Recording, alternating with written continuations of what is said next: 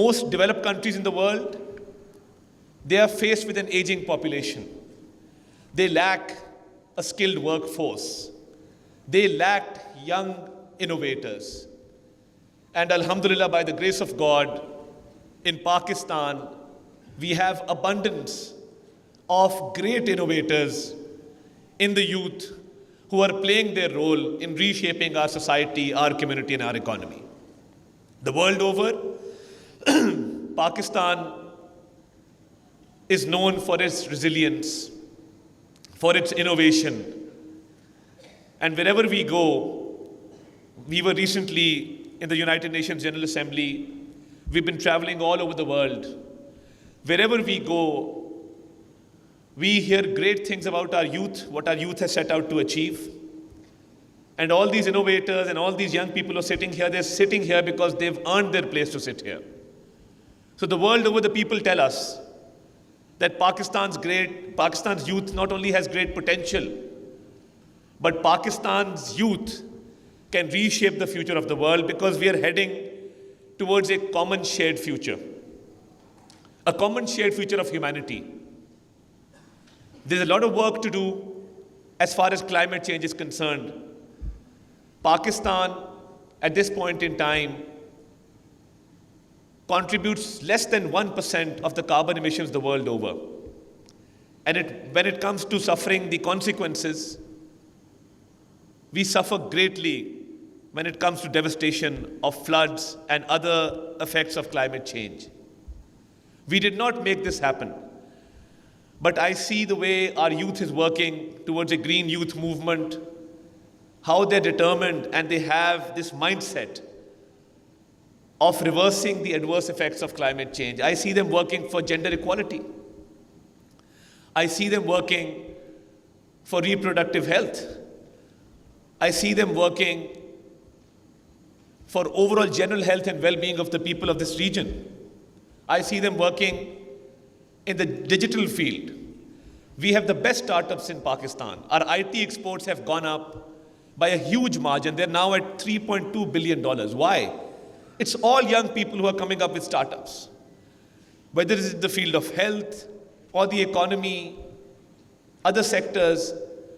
So I think we have a lot to be proud of. But I must admit that every government which has come and gone, including my own, we've not been able to do justice with the youth of Pakistan.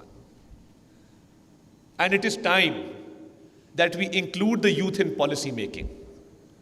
Because these young, fresh minds will be able to shape the future better than the previous generations. They understand the trends that are prevalent the world over. They understand what the future is about. And when it comes to gender equality, I would like to pay special tribute to the girls and women sitting here because it's not easy. It's not easy to make a mark when you're a female in this country and in this region especially. There are impediments, but people have contributed greatly. And we need to work more on gender equality and awareness because I feel that there needs to be more awareness regarding gender equality so that girls and women can have equal opportunities in this country, in this region, and they can play a greater role in reshaping our society.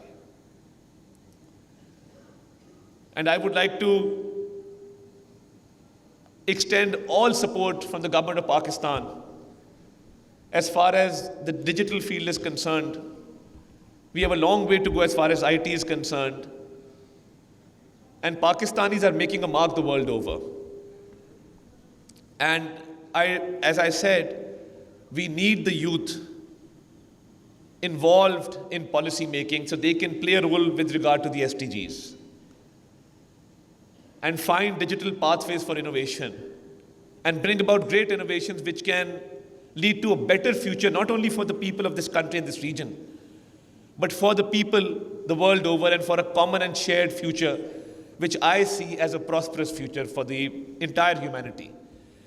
And if the girls and boys sitting here in the digital field and other fields can play their role, the government is fully aware and willing to support them to the last extent to make this happen, inshallah ta'ala.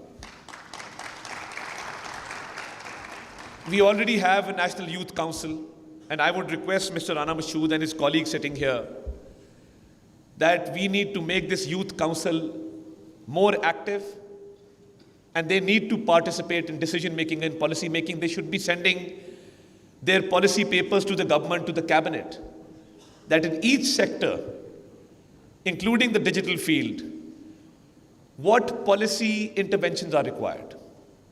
And I offer my fullest support, and on behalf of my Prime Minister, that we will do whatever it takes to take your proposals into consideration to make this happen. And it's heartening to know, Dr. Loy, that you belong to the great state of Palestine. And recently, we've been advocating the case of Palestine the world over. Wherever we've gone, we've not only stated that the young people, and this is as far as the youth of Gaza is concerned, I'm proud that we have over 200 medical students from Gaza studying in Pakistan right now. And we understand the dilemma that young people who were carrying out their medical studies were not able to complete their studies because of the constant war that has been imposed upon the innocent people of Palestine. And there's a genocide going on, make no mistake about it. So Pakistan is a friend of Palestine, and we have extended our fullest support to the youth of Palestine so they can complete their medical studies. So there is no shortage of doctors in the great state of Palestine. And I would like to take this opportunity. I know this is a forum where we have to discuss youth innovations, digital pathways, but I would not do justice if I don't speak about the atrocities of Israel. We need world peace, and our youth can play a great role in ensuring world peace and stability and security, in bringing about harmony. But we must acknowledge that there's a genocide going on, war crimes are being committed, and those who are silent in the face of these atrocities are partners in this atrocity.